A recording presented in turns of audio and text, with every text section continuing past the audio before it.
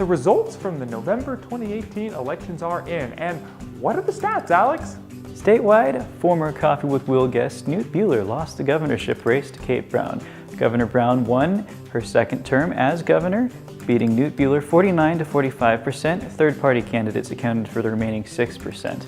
Measure 102, a bill that would allow government funds to be spent on private contractors for affordable housing, passed with a whopping 56% of votes.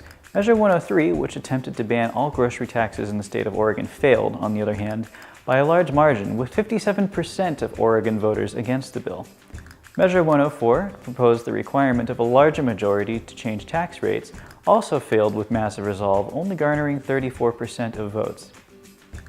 Measure 105, which tried to repeal the so-called sanctuary state laws, failed with equal splendor, getting only slightly more than 37% of votes. And a similar failure of Measure 106, with only 35% of the votes finish off the night.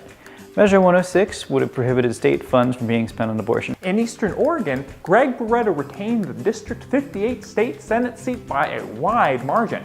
Greg Walden beat challenger Jimmy McLeod Skinner handily by a whopping 60,000 votes, though according to an OPB article, McLeod Skinner was Walden's most significant competitor in recent times, finishing with 39% of the votes. Locally, City Councilor Justin Rock beat out challenger Ashley O'Toole for City Council seat position 7 in the Grand with 54% of the votes. He said in our election show last night, his foremost concerns are roads and urban renewal. Coming up, if I do win, is to push the couple issues that I thought, really close is streets be number one and looking over the urban renewal. Right. Come January as a councilor, we all get together and we have a retreat and we go over these different issues we want to address. And number one, I think, is our streets.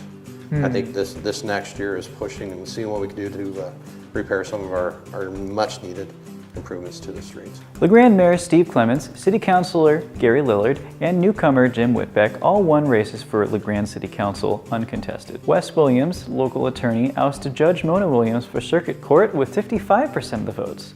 When asked about his experience, he said he was proud he ran a positive campaign. I really believe that the voters, if we do prevail, the voters of Union and Wallowa County can hold their heads up high that they voted for a candidate who ran a positive campaign, who never said a negative word about his opponent, and whose supporters never said a negative word about the opponent. Union City Council position 2 went to Leslie McMillan, who beat out Hugh Johnson and Randy L. Knott for the seat.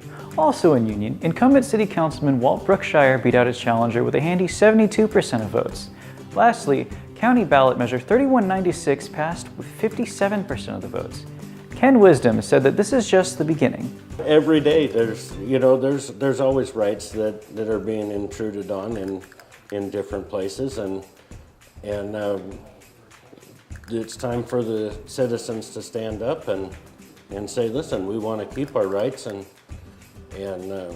I've managed with lots and lots of help from the citizens in Union County to get this passed. The way it's going. Yeah, the way it's going. And I think that we'll just pick another right to defend and carry on from there. Despite 3196 in his own victory, Greg Barretto, the Union County State Representative, was not happy and guesses that our taxes will rise in the next 2 years.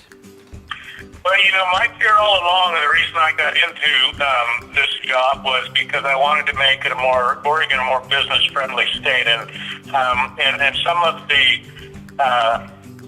pieces of that working are that you don't overtax businesses, and when you see a state go in this direction, they start losing businesses, and going into a potential recession in a couple of years that they're talking about, it doesn't bode well for the state, and especially for rural Oregon, which is still pulling out from the last recession. To watch the entirety of the late night election coverage by Grande Alive, plus the entirety of all of these interviews, our broadcast is available through our Facebook page. This story was brought to you by